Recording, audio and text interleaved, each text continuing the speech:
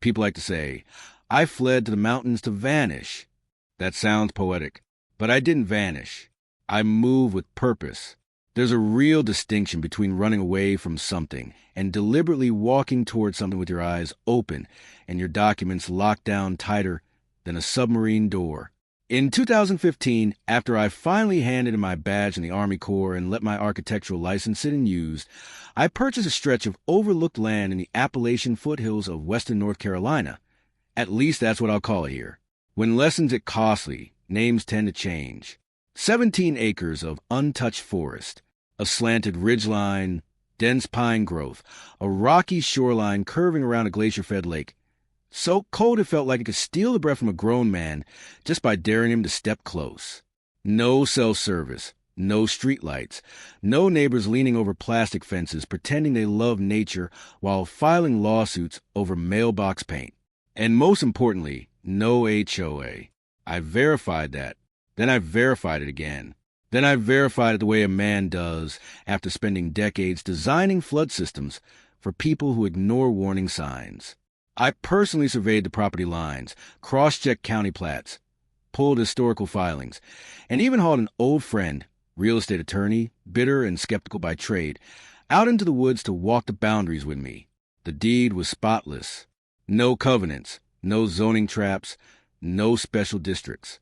The kind of land developers hate, because it refuses to flex. I named it Clearwater Ridge, not for social media, but for my own peace of mind. Every man deserves a place that answers only to him. The first year, I lived out a battered Airstream trailer while I cleared undergrowth, hauled rock, and milled timber. I didn't hire a crew. I didn't want one. Solitude was the entire point. I set the foundation stone by stone, cut cedar beams with my own hands, and designed every angle of the cabin as if it might be the final thing I ever built. In a way, it was 8 years later. The place stood exactly as I had pictured it during those first quiet nights by the fire. 2 stories tall, a wraparound porch with a stove that snapped and popped like it had a heartbeat. Solar panels tucked discreetly into the slope, a gravity-fed rainwater system, and a dock I built myself from driftwood and pressure-treated planks. I even added a small sauna near the shoreline, rough, simple, perfect. Some mornings, deer wandered right up to the porch and stared at me like I was the one trespassing. That's how silent it was. That's how right it felt. Then, about 2 years ago, the soundscape shifted. At first, it was barely there, distant beeping echoing off the southern ridge. Easy to miss unless you were accustomed to listening to the woods the way sailors listen to the ocean. Then came the trucks. Steel, lumber, earth movers. Progress, as they like to call it. I assumed it was a wealthy family putting up a lake house a few miles down. It happens all the time. I ignored it. Peace depends on selective blindness. Until the signs appeared. Huge vinyl banners, snapping in the wind like they owned the place. Coming soon. Silver Pines Lake Community. Luxury waterfront living. They weren't on the water. Not truly. They sat below the ridge, out of sight from my cabin, but close enough for marketing types to stretch the truth without technically lying. Near the lake. That kind of language. I shrugged it off. Let city people fight over HOA-approved bird feeders.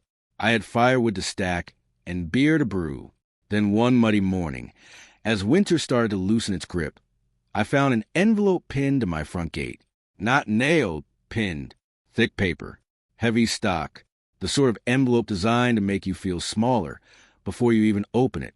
Dear resident, it began, you are hereby invited to attend the next Silver Pines Community Association Board meeting to discuss issues regarding your property status and shoreline compliance. Your attendance is expected. Failure to attend may result in administrative action. Beneath that, a business card edged in gold. Marilyn Huxley, President, Silver Pines Community Association. On the back, handwritten in looping ink, preserving harmony. And beneath that, let's avoid escalation. I stood there for a full minute, cold air cutting through my jacket. Then I laughed, not nervous laughter. The kind that comes when something is so absurd it loops back around to being impressive. Silver Pine sat more than 2 miles away. My land wasn't just outside their HOA. It existed long before their development did. Their own public maps stopped hundreds of feet short of my boundary. This wasn't an error. It was a test. I went inside, poured myself some coffee, read the letter once more, and fed it to the wood stove. Later that afternoon, I dialed the number on the card.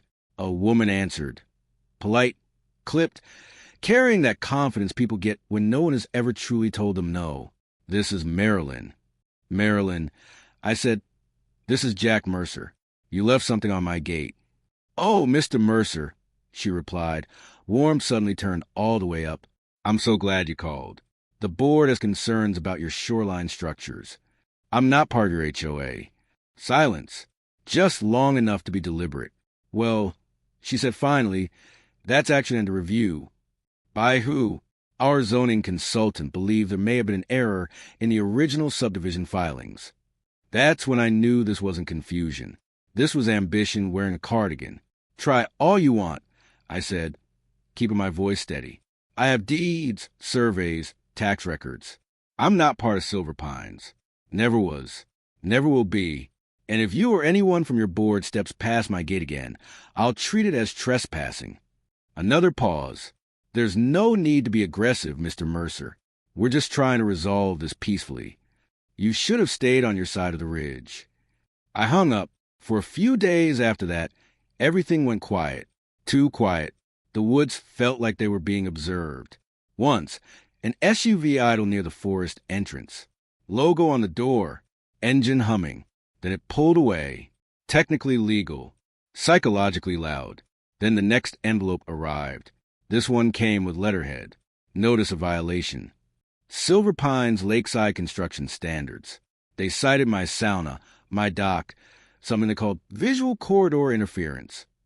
They even included photographs taken from the lake, shot from a boat I'd never seen before. That's when I stopped laughing. Sitting at my kitchen table, flipping through their nonsense while the fire crackled low behind me, I realized something. Marilyn wasn't just testing limits. She was redrawing the map, one where I no longer existed as an owner, only as an obstruction. And people like that don't stop when you ignore them. They escalate. Now pause the story right here, because this is the moment when a lot of folks watching from the outside would say, maybe it was just a misunderstanding. It wasn't. And here's why. By standard procedure, a homeowners association has absolutely zero authority over land that wasn't explicitly included in its original declaration and plats at the time it was created. HOAs don't expand by vibes or confidence. They expand through recorded documents, votes, filings, and approvals that leave a paper trail so obvious even a bored county clerk can't miss it. From a legal standpoint, what Marilyn was doing followed a very familiar playbook. First comes a confidence letter, formal language, thick paper, polite threats wrapped in professionalism. Then comes jurisdictional fog, phrases like under review or possible recording error. Those words aren't accidental. They're chosen to make a property owner question reality before they ever check facts. And this is where it turns psychological. This is a psychological trap. People who hold power-heavy roles in HOAs often rely on something called administrative intimidation. They assume most property owners don't understand zoning law, don't want confrontation, and will comply just to make the noise stop. And it works, far more often than it should, especially on retirees, single parents, or anyone already stretched thin. Notice how Marilyn never once said, "We definitely own your land." She said, "It's under review." That wording is deliberate. Vagueness creates fear without accountability. Once fear takes root, escalation feels justified. To them, the lesson here is simple. When an authority figure skips clarity and jumps straight to pressure, you're not dealing with mistake. You're dealing with a strategy. And strategies like this don't retreat when challenged politely. They only stop when they hit something solid, documentation, witnesses, and someone who understands the rules better than they do. Unfortunately for Marilyn, she hadn't run into that person yet. By the time the second violation notice arrived, I wasn't annoyed anymore. I was alert. There's a difference. Annoyance makes you careless. Alertness makes you precise. They had escalated the tone, new letterhead, more citations, more confidence. Still no acknowledgement that I wasn't part of their HOA. Just an increasing assumption that if they acted like they owned the place long enough, reality might eventually get tired and give in. So I did the thing people like Marilyn never expect. I documented everything. I printed every notice, slid them into a red binder, and labeled a spine in Sharpie. Silver Pines, false claims. Then I drafted a response. Not angry, not long, just exact. I attached copies of my deed, boundary survey, tax receipts, and a notarized affidavit confirming private shoreline ownership. I mailed it certified, CC'd the county legal office, and went right back to stacking firewood. 3 days later, 2 men in reflective vests walked up my driveway. Environmental inspectors. Polite, almost uncomfortable. One of them read from a tablet. We receive a report of aggressive shoreline deforestation and aquatic disruption due to unlicensed construction. Complaint filed by Silver Pines. I offered them coffee, handed over my documentation, and walked them down to the dock. They took photos, nodded, made notes. As one climbed back into the truck, he muttered, "Off the record, this looks clean. Feels like you pissed off the wrong people." The report came back a week later. No violations found. Signed, sealed. I mailed a copy to Marilyn with a short cover letter stating that any further interference would be considered harassment and grounds for litigation. I thought that would end it. It didn't. One morning I woke up to neon orange survey stakes driven into my forest path. Plastic tape snapping in the wind, black marker scrawled across it.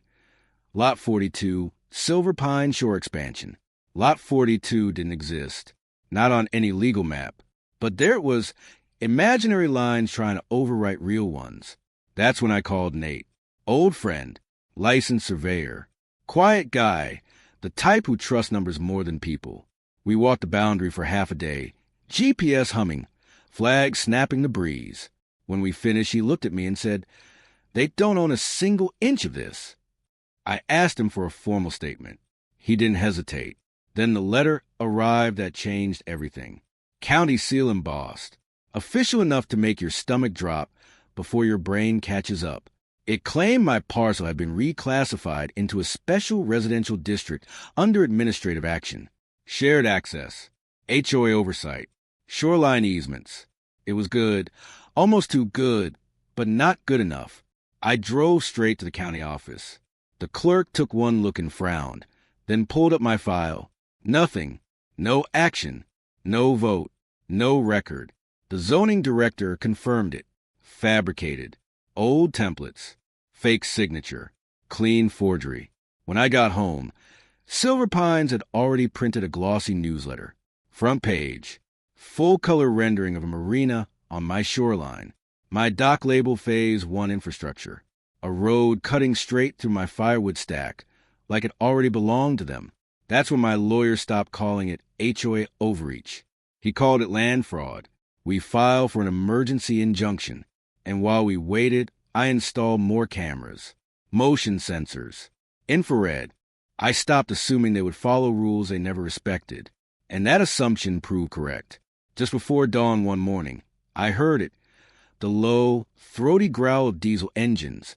Heavy, close. I pulled on my boots, stepped into the cold air, and walked toward the tree line.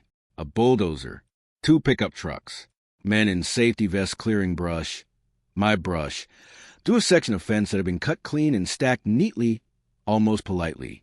One of them raised a hand and smiled. "Morning. We're getting an early start." I didn't return the gesture. I walked forward, phone in one hand, rifle slung clearly across my shoulder. Not threatening, just unmistakable. He blinked when he noticed it. "This is private land," I said. "Shut it down." He shook his head. "We got authorization." "So do I." I replied, holding up the injunction order, still warm from the courthouse printer. That's when Marilyn arrived. White SUV, sunglasses, clipboard, smiling like she'd practiced this moment in front of a mirror. "Jack," she said, her voice sweet in a way that felt poisonous, "there's no need for theatrics. This has already been approved. You forged zoning documents," I said. "You sold land you don't own. And right now you're trespassing. She frowned, measured, rehearsed, offended. Those are serious accusations. So are felonies. 20 minutes later, the sheriff arrived. He took one look at the paperwork and ordered the equipment shut down. 2 workers were detained. Marilyn didn't speak. She just stood there, jaw tight, watching, memorizing every detail. After that, the war went quiet again. Too quiet. That's when we found the footage. 2 figures on my trail cameras at dusk. Marilyn and a man walking the boundary with her. Older, confident, carrying a binder. Turned out he was her ex-husband. Former county records analyst. Recently retired. Suddenly, the fake documents made sense. The investigation blew wide open after that. Subpoenas, financial records, wire transfers, developers paying for guaranteed lake access. They weren't buying land. They were buying Maryland certainty. The final straw came late one night. 3 figures in hoodies spray-painted my dock, tagging it, leaving behind a sign that read, "Not yours." One of them was caught the next morning. A teenager, an HOA board member's kid, who bragged about it online. That's when the warrants dropped. I watched from a distance as officers carried boxes out of the Silver Pines office. Hard drives, maps, files. Marilyn was let out in handcuffs, her smile gone, her eyes hollow. The charges were worse than anyone expected. Fraud, forgery, conspiracy, racketeering. Turns out I wasn't the first target, just the one who refused to move. At trial, they offered me 7 figures to settle. I said no. I told the court what it felt like to build something real, only to watch someone try to erase it with paper and pressure. The verdict came back guilty on all counts. 10 years. The HOA dissolved. Assets liquidated. I drove home that night under a sky so clear it felt unreal. The land was still scarred, ruts where the bulldozer had tried to force its way through. But it was mine. I placed a stone near the dock. Granite. Simple. A steel plaque bolted to it. Built by hand. Not for sale. Not for stealing. And for the first time in a long while, the silence felt honest again. After everything settled, after the courtrooms emptied, the headlines moved on, and Silver Pines became just another cautionary tale buried in county records. I expected relief to hit all at once, like flipping a switch. It didn't. What came instead was a slow exhale. Weeks of it. Months. The kind you don't realize you've been holding until your shoulders finally drop and you start sleeping through the night again. People kept asking if it felt like winning. That's the wrong word. Winning suggests a game you chose to play. I didn't. I just refused to lose something I built with my own hands because someone else decided it looked profitable on a brochure. And that's the real lesson here. Systems don't always break loudly. Sometimes they creak quietly, hiding behind letterhead committees and people who smile while crossing lines with pen instead of crowbar. HOA abuse rarely starts with bulldozers. It starts with tone, with implication, with someone telling you, this is probably already decided. From a legal standpoint, the case wasn't complicated. Property law is born that way.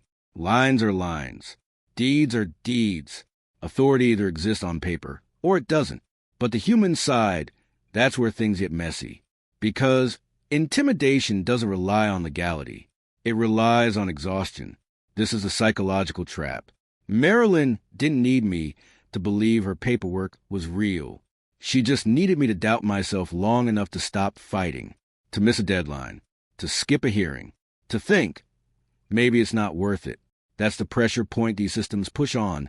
Your energy, your patience, your fear of being labeled difficult. And I keep thinking about the people who didn't have the margin I did. Elderly couples, single parents, folks who saw an official-looking letter and assumed resistance would only make things worse. In many cases, they were right. Standing your ground costs time, money, and nerve. Not everyone has that to spare. So if you're watching this and thinking, that could never happen to me, I'll say this gently. It's exactly what I thought too. HOAs aren't evil by default. Some work fine. Some genuinely protect shared spaces the way they're meant to. But unchecked authority mixed with ambition, that's universal. That's not about HOAs. That's about people.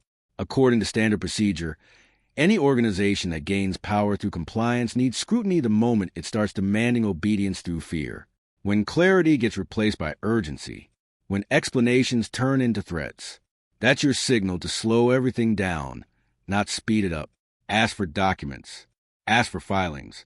Ask for dates, signatures, and receipts. And if they get irritated when you ask, that tells you everything. I never wanted to be a symbol or a headline. I just wanted quiet mornings, cold lake water, and a place where no one told me what color my door had to be. What I got instead was a front row seat to how fragile ownership can feel when someone decides they're entitled to it.